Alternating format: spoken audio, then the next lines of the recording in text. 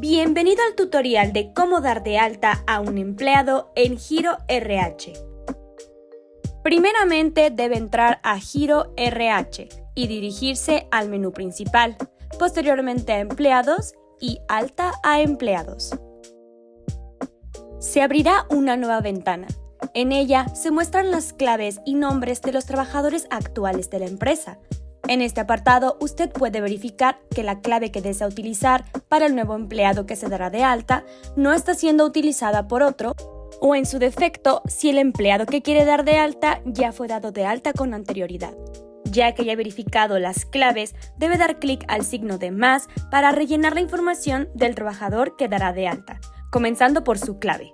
Usted puede seleccionar en configuraciones varias si quiere que Giro le brinde las claves de forma automática para llevar un control de las mismas. Lo que hace Giro es dar la siguiente clave disponible automáticamente. De lo contrario, deberá colocar manualmente la clave que identificará al nuevo empleado, seguido del apellido paterno, materno y nombres del empleado en cuestión, en mayúsculas, sin acentos ni caracteres especiales. Posteriormente, la fecha de ingreso del empleado a la empresa. Debe capturar el departamento al cual pertenece el empleado dando clic a su icono correspondiente y doble clic al departamento en cuestión, seguido del puesto. Observará que algunos datos se llenan automáticamente dependiendo de las selecciones previas. Debe entonces continuar con la captura de la sucursal a la cual pertenece el empleado. Y por último, la pagadora. Recordemos que este dato solo se utiliza cuando se trata de una empresa de outsourcing en donde nómina a nómina va cambiando la empresa que le paga. De no ser el caso, seleccionamos la opción pagadora única, ya que no se pueden dejar catálogos en blanco. Aunque su empresa no sea de outsourcing, debe poseer un registro único en el catálogo de pagadora. Ninguno de estos apartados se puede dejar en blanco, ya que marcará error el sistema. Posteriormente, debe capturar el tipo de salario que posee el trabajador, si es mixto, fijo o variable, seguido de su salario diario. En variable IMSS, debe colocar la variable que se calculó el último bimestre. De no existir variable, puede colocar un 0. Posteriormente, el salario integrado IMSS, que es el sueldo diario integrado registrado ante el IMSS o el SUA del trabajador, seguido de la variable Infonavit, que es la misma que la del IMSS. Posteriormente, el salario integrado Infonavit, que es el sueldo diario integrado registrado ante el Infonavit. El apartado de semana reducida indica si es un empleado que no trabaja toda la semana laboral. Debe entonces seleccionar el número de días que trabaja en la semana. Sucede lo mismo en el apartado de jornada reducida. Este indica si el empleado trabaja menos horas que el resto de trabajadores. Debe seleccionar el número de horas que trabaja por día, de ser el caso. Si no cuenta con semana reducida o jornada reducida, basta con que coloque un 0. Ya que haya terminado de seleccionar los datos de la pestaña de identificación, debe proseguir con la siguiente pestaña llamada nómina. Primeramente, debe capturar el RFC del empleado, seguido de su CURP. Posteriormente, el tipo de nómina que posee el trabajador. Al igual que los anteriores catálogos, debe dar clic al icono correspondiente y doble clic sobre el tipo de nómina que le corresponde.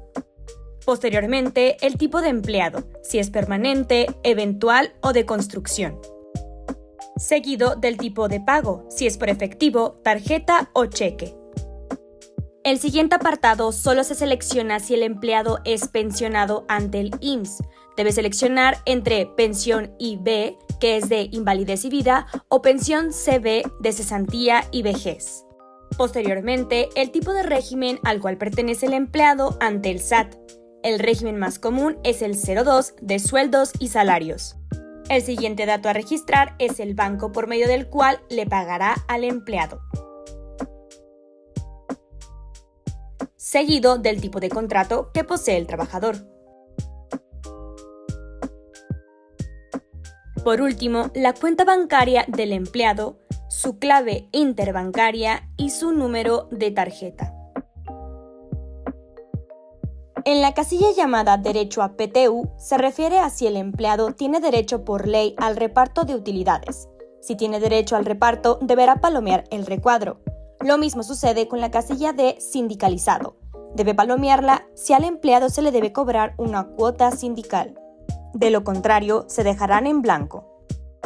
En la parte baja debe capturar el tipo de turno que le corresponde al empleado, basándose de nuevo en el catálogo de turnos. Si cuenta con un turno rotativo, deberá capturarlo, al igual que si cuenta con un turno inteligente. Al terminar de capturar los datos de la pestaña de nómina, debe dirigirse a la pestaña número 4. Ahí debe capturar primeramente el número de seguridad social del empleado, así como su unidad médica familiar, que en otras palabras es el número de clínica que le corresponde al empleado en el Seguro Social. El siguiente apartado se refiere a los datos de créditos de Infonavit. Si el empleado cuenta con un crédito Infonavit, debe capturar toda la información requerida. De lo contrario, no será necesario rellenarla.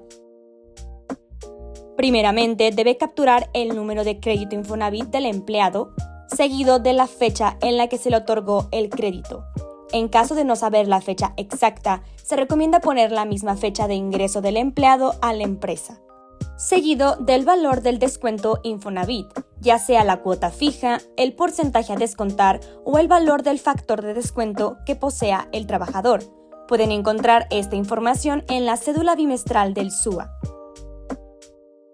Posteriormente, si cuenta con una aportación adicional, debe capturar si para el empleado aplica la tabla disminución. Esto sucede en créditos muy viejos en donde el trabajador llegaba a un acuerdo con el Infonavit para que se le descontara una menor cantidad. No obstante, debe ser autorizada de manera oficial. De ser el caso, debe marcarlo con una palomita. Y por último, si el trabajador posee una aportación adicional para su fondo de retiro, debe entonces capturar la cantidad.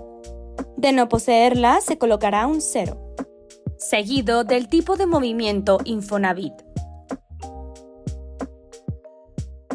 En el apartado de fecha de movimiento, debe capturar la misma fecha que capturó en la fecha de inicio del crédito Infonavit.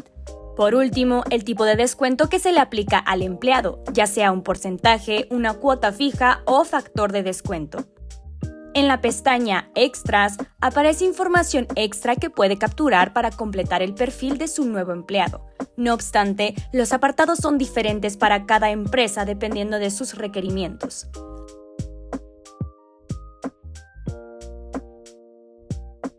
Al finalizar de capturar todos los datos, solo debe dar clic a la palomita verde. Y listo, ha dado de alta a un nuevo empleado de manera manual en Giro RH. Esperamos que este tutorial le haya sido de utilidad. En Giro le deseamos un excelente día.